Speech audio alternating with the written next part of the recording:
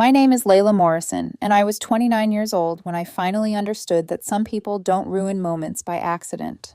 They do it because they can. Looking back now, the signs were everywhere. I just didn't want to see them.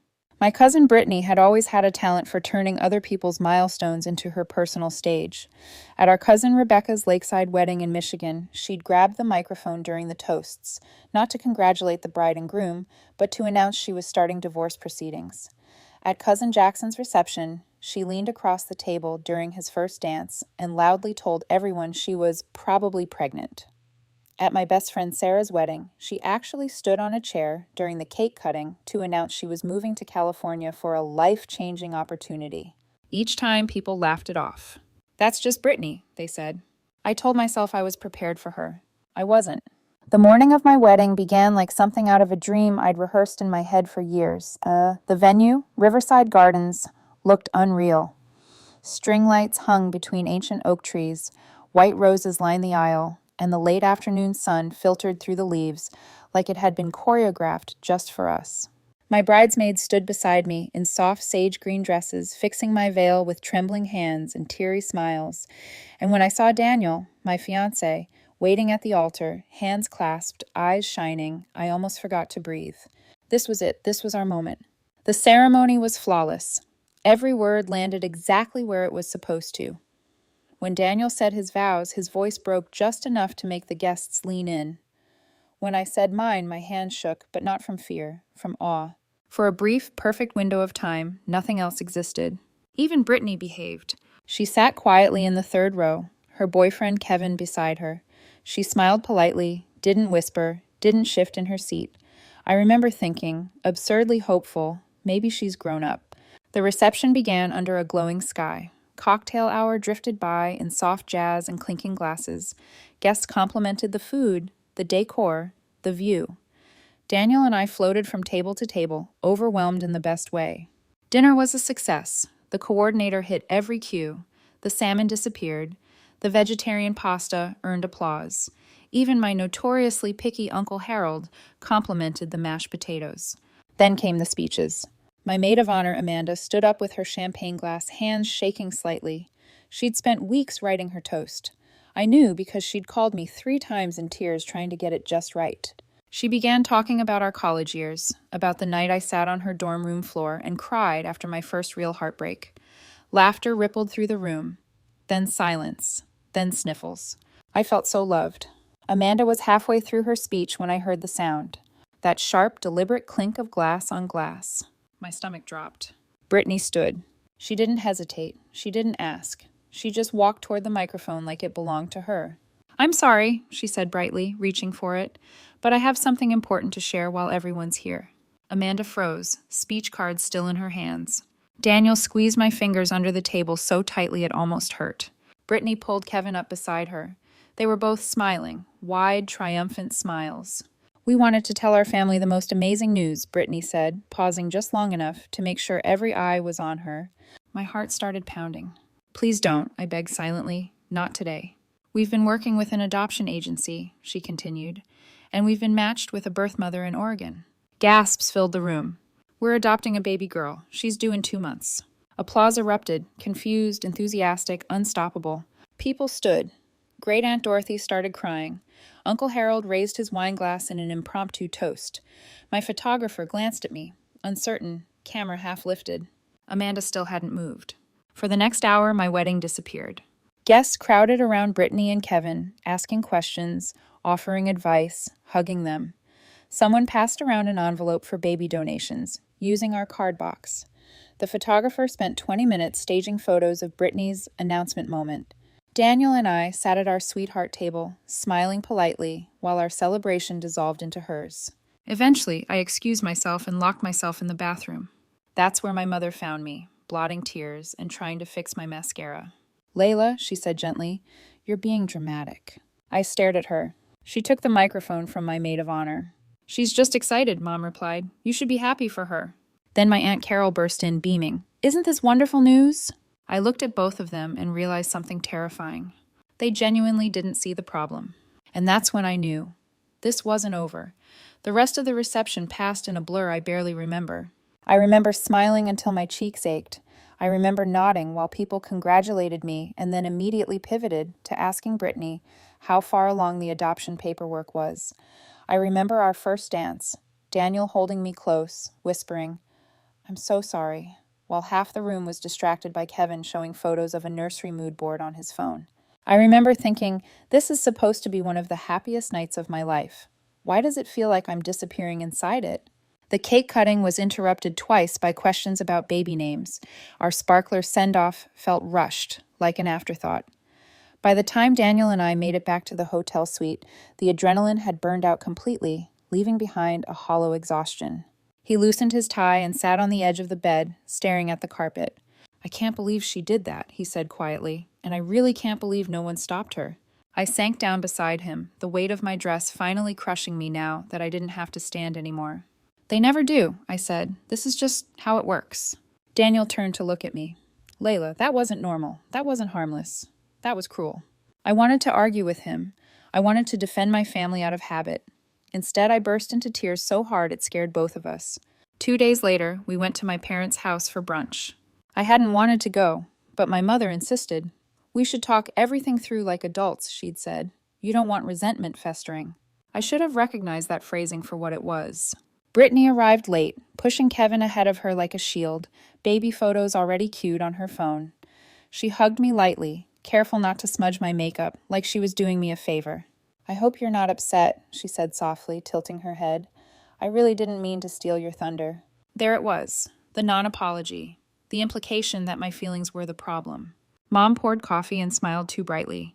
"We were all just so happy for Brittany. It's such a miracle." "A miracle," Aunt Carol echoed, "after everything she's been through." I stared down at my plate. It was my wedding. Brittany frowned, genuinely confused. "And it was beautiful. Everyone said so." "That's not what I'm saying," I replied. "You interrupted Amanda's speech. You turned the reception into—" "An announcement?" Brittany interrupted. "People announce things at weddings all the time." Daniel's hand tightened around mine under the table. "Not like that," he said carefully, "and not without asking." Mom sighed, the way she always did when she thought I was being unreasonable. "Layla, sweetheart, you're focusing on the wrong thing. Family should share joy." "At my expense?" I asked. Brittany's eyes filled with tears instantly, as if on cue. "I can't believe you'd make this negative. I thought you of all people would understand how much this means to us." Kevin nodded, awkward and helpless. "We really didn't think it would be an issue." That word, issue, settled in my chest like a stone. "So I'm just supposed to be okay with it?" I asked. "I'm supposed to smile while my wedding becomes a fundraiser for baby supplies?" Aunt Carol laughed lightly. "Oh, don't exaggerate." I looked around the table and realized I was alone. Not one person, my mother, my aunt, my cousin, was willing to acknowledge that something inappropriate had happened. Instead, they were circling the wagons around Brittany, protecting her feelings at the cost of mine. Something in me went very still. That night, lying next to Daniel, I stared at the ceiling long after he fell asleep. I replayed the pattern in my head: Rebecca's wedding, Jackson's wedding, Sarah's reception, mine. Every time Brittany inserted herself into someone else's moment, she framed it as sharing joy. Every time someone objected, she cried. Every time the family rushed to comfort her. And every time the person whose moment had been hijacked was told to be gracious. I realized then that Brittany wasn't oblivious. She was untouchable. 2 months passed. Life moved forward the way it always does, smoothing over things that were never really resolved. Brittany's adoption went through without a hitch. Baby Charlotte arrived healthy and pink and perfect. Photos flooded the family group chat daily. Charlotte sleeping, Charlotte yawning, Charlotte wearing tiny bows the size of my thumb. I told myself I was happy for them, and I was. But I was also tired. The invitation to Sunday dinner came with no warning. We gathered around my parents' table, the smell of pot roast filling the house. Brittany sat at the head like she'd been doing it forever, baby carrier parked proudly beside her chair. Halfway through dinner, she cleared her throat. Kevin straightened. I felt my shoulders tense before my brain caught up. "We have another announcement," Brittany said, eyes sparkling. Daniel glanced at me. "We've set a wedding date," she continued. "October 15th. The Grandview Ballroom downtown." Mom clasped her hands. "Oh, Brittany, that's wonderful." "It's going to be very elegant," Brittany went on. "Vintage Hollywood glamour. Crystal chandeliers. Gold accents. Absolutely no distractions. No distractions. I want everything to be perfect, she said. No interruptions, no unexpected moments, just our love and our family. I nearly choked on my potatoes. The irony sat on the table between us, thick and undeniable. After dinner, as I helped Mom clear dishes, something shifted inside me. Not anger, not sadness, but clarity. Brittany didn't think she'd done anything wrong. And she never would, unless she felt it herself. That night, Daniel watched me carefully as I lay awake beside him. "You're very quiet," he said. "I'm thinking." "That's the same look you had before you reorganized the entire apartment in one weekend." I smiled faintly. "I'm not planning anything." He raised an eyebrow. "You're absolutely planning something." He was right. And this time, I wasn't going to let it go. I spent the next few weeks pretending everything was fine. I replied to Brittany's baby photos with heart emojis. I nodded politely when my mother gushed about how motherhood had finally matured her. I even helped Aunt Carol brainstorm centerpieces when the wedding group chat exploded with mood boards and Pinterest links. On the surface, I was cooperative, supportive, normal. Inside, something had shifted permanently. Brittany's wedding planning became an all-consuming spectacle almost immediately. Every family conversation eventually bent toward her color palette, her venue, her vision. She talked about the Grand View Ballroom like it was a sacred space, how the chandeliers alone cost more than some people's cars, how the wedding planner specialized in high-profile clients, how everything had to be controlled. "Nothing can go wrong," she said one afternoon while scrolling through photos of table linens. "I've waited too long for this." That sentence stuck with me. Not "we've waited, I've waited." Charlotte was 2 months old by then, already the unofficial mascot of every gathering. Brittany passed her around like proof of success, narrating her milestones with theatrical flair. It was sweet in its way, but it also came with the familiar undercurrent of performance. The need to be seen, to be centered. One evening, Daniel and I lay on the couch, half watching a movie, while Brittany's latest wedding update buzzed my phone. "She just booked a 12-piece orchestra," I murmured. Daniel laughed softly. "Of course she did." "And security," I added, "for the reception." He turned to me. "Security?" "She says she doesn't want random disruptions." Daniel didn't say anything at first. Then, carefully, "Does she hear herself?" "No," I said, "that's the problem." The idea didn't come all at once. It started as a flicker, an intrusive thought I immediately dismissed as petty. Then it returned, sharper, more detailed. Each time Brittany talked about wanting an uninterrupted moment, the thought grew louder. What if she had to experience it? I tried to push it away. I wasn't a vindictive person. I believed in taking the high road, in letting things go. But every time I remembered Amanda standing frozen with her speech cards, or my mother telling me I was dramatic in the bathroom of my own reception, the knot in my chest tightened. One night, after Brittany sent a voice memo describing the exact lighting cue she wanted during her first dance, Daniel muted my phone. "Layla," he said gently, "you don't owe her silence forever." I looked at him. "I don't want to hurt her." "I know," he replied, "but I think you want her to understand." That was it. Understanding. Brittany had spent her entire adult life floating above consequences because no one ever reflected her behavior back to her. She didn't think she was selfish. She thought she was joyful. She didn't think she was intrusive. She thought she was inclusive. She needed a mirror. The next morning, I called Maya. Maya had been my college roommate, the kind of person who could cry over a monologue 1 minute and orchestrate a full-scale performance the next. After graduation, she'd stayed in Chicago and built a small but fiercely committed improv troupe that specialized in immersive, interactive shows. When I told her what Brittany had done at my wedding, she gasped loudly enough that I had to pull the phone away from my ear. "She did what?" I explained everything. The microphone, the adoption announcement, the family reaction, the irony of Brittany demanding a distraction-free wedding. There was a pause. Then Maya laughed, not a giggle, but a full, delighted cackle. "Oh, Layla," she said, "this is poetry." I hesitated. "I'm not trying to sabotage anything, You want her to feel it?" Maya finished. "Don't worry, we can do that ethically." That word made me snort. Ethically? "Performance art," she corrected. "We're not ruining anything. We're just sharing joy." The phrase landed between us, heavy with meaning. Over the next week, Maya assembled 12 performers, men and women, all paired in believable, heterosexual couples. No scripts, no obvious theatrics, just realistic scenarios they could improvise naturally. Engagements, big announcements, Emotional moments timed to feel spontaneous. The key was subtlety. These can't feel staged, Maya explained during our first video call. They have to feel exactly like the kind of interruptions Brittany always creates. Earnest, inappropriate, impossible to shut down without looking cruel. The logistics were the hardest part. I studied Brittany's guest list like it was a chessboard. Several cousins had plus ones listed without names. A few family friends were attending solo. I started making calls. "Hey," I said casually to cousin Jake, "how would you feel about bringing a friend to Brittany's wedding?" He laughed. "After what she pulled at yours, I'll bring whoever you want." One by one, people agreed, far too easily. Apparently, my wedding hadn't been the only time Brittany's behavior had rubbed someone the wrong way. By the time October 15th arrived, everything was in place. Still, standing in front of the mirror that morning, adjusting my dress, doubt crept in. What if this went too far? What if it backfired? What if I became the villain in the story my family told? Daniel found me sitting on the edge of the bed, staring at nothing. "You don't have to do this," he said.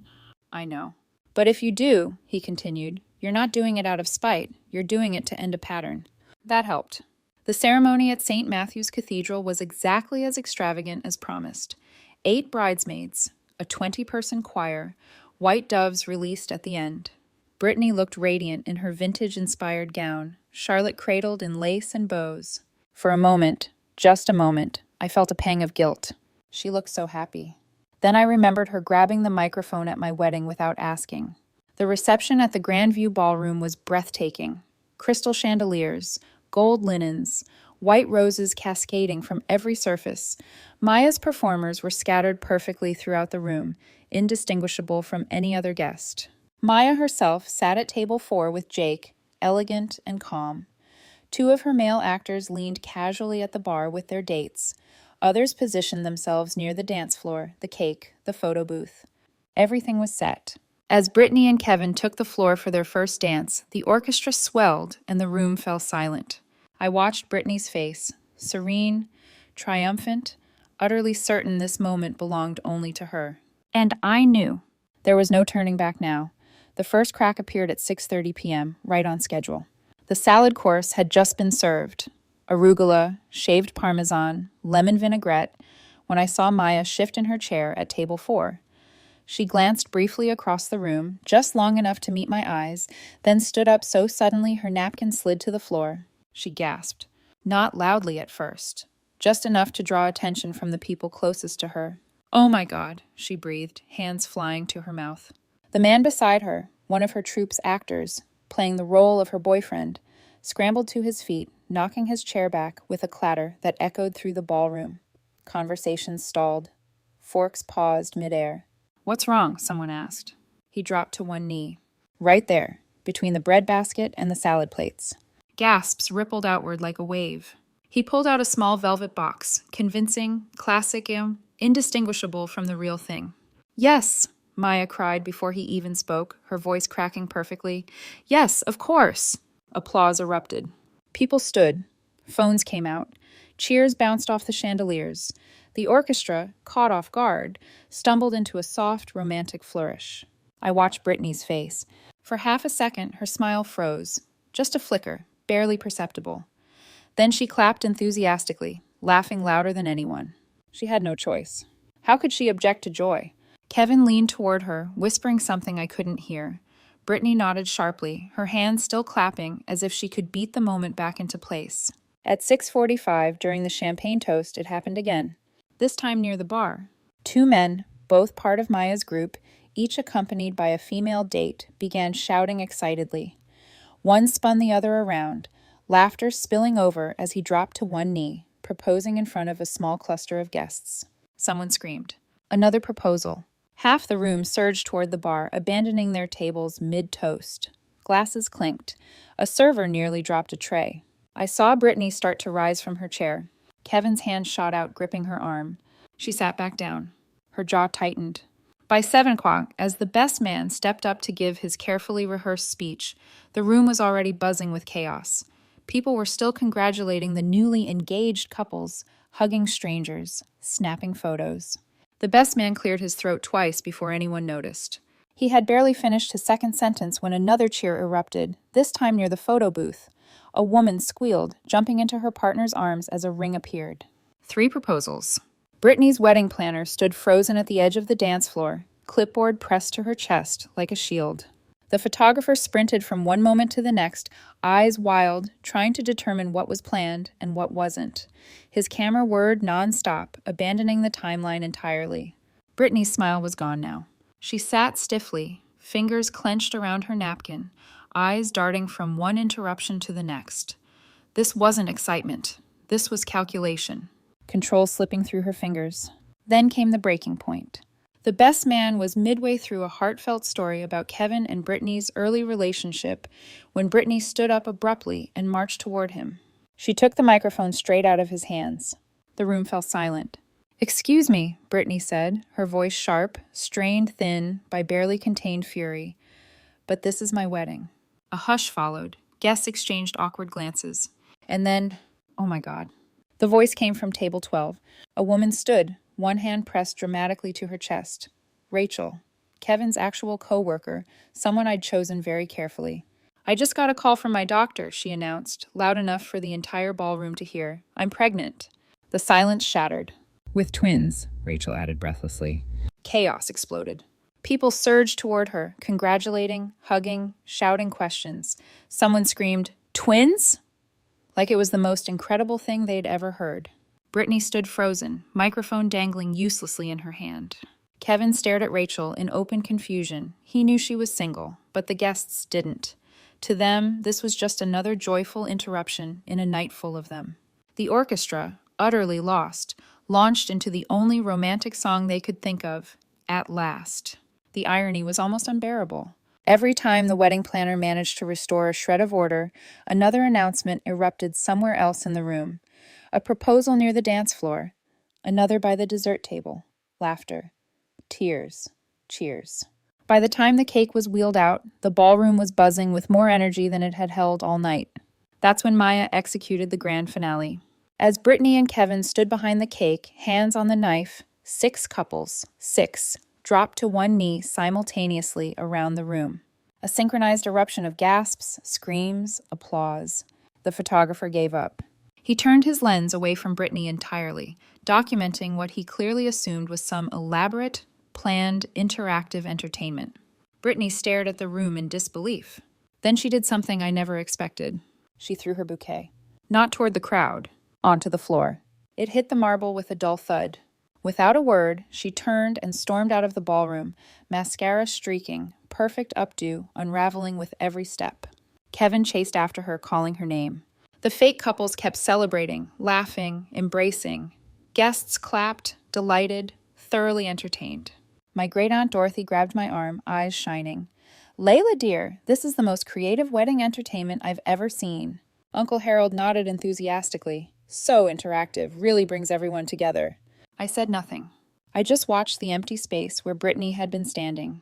She returned 20 minutes later. Her makeup was ruined, her composure gone. She forced a brittle smile and endured the rest of the evening like someone trapped in a nightmare she couldn't wake from. The wedding continued, but it was no longer hers. When the night finally ended, Maya's troupe slipped away quietly, disappearing into the city like ghosts after a perfect performance. Brittany never suspected a thing. But she never made another announcement at a family event again. Funny how that works. Brittany finished her wedding. That fact alone still amazes me. She came back into the ballroom 20 minutes after storming out, face blotchy, eyes rimmed red, her vintage Hollywood glamour unraveling at the seams. The wedding planner rushed to her side, whispering urgently, trying to stitch the evening back together. And Brittany did what she had always done best. She smiled. It wasn't the radiant smile from earlier. It was tight, brittle, practiced. The kind of smile you wear when you know you're being watched and judged and you cannot afford to fall apart again. She stood through the rest of the reception. She cut the cake. She posed for photos. She danced when required. But the magic she'd curated so obsessively was gone, replaced by a low-level chaos she couldn't control. Everywhere she looked, people were still buzzing, not about her dress, not about her vows, not about her perfect lighting cues, but about the announcements. "Did you see that proposal near the bar? Apparently Rachel's having twins. I've never been to a wedding like this, so much excitement." Kevin stayed close to her side, murmuring reassurances, but even he looked shaken. This wasn't how the night was supposed to go. He'd known Brittany wanted precision, exclusivity, focus, and now she was drowning in the very thing she'd unleashed on others. The irony was exquisite. I didn't gloat, I didn't celebrate, I didn't even feel the rush of victory I'd imagined. What I felt instead was something quieter, heavier, relief. My great-aunt Dorothy cornered Brittany near the end of the night, clasping her hands with delight.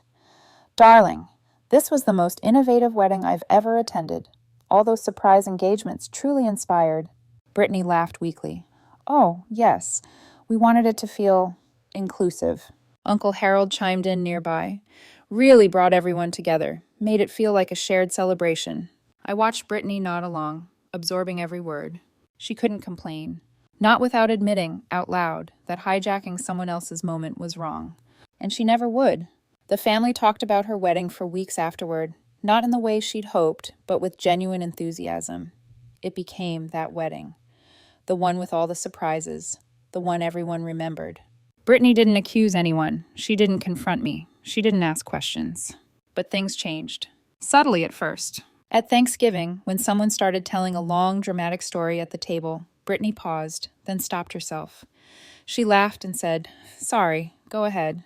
At Christmas, when Kevin nudged her to share an update about Charlotte's milestones, she waited until someone asked. At family birthdays, she stayed seated. No microphone grabs, no announcements, no stolen moments. The biggest proof came at Charlotte's first birthday party. There was security, decorations, a themed cake. But when someone suggested Brittany make a speech, she shook her head. "Let's just let her enjoy it," she said quietly. I met Daniel's eyes across the room. He smiled. Months later, my mother brought it up, carefully, like she was handling something fragile. "You know," she said, "Brittany's been different." I nodded. "People change." Mom hesitated. "I think your wedding really affected her." I almost laughed. But I didn't correct her.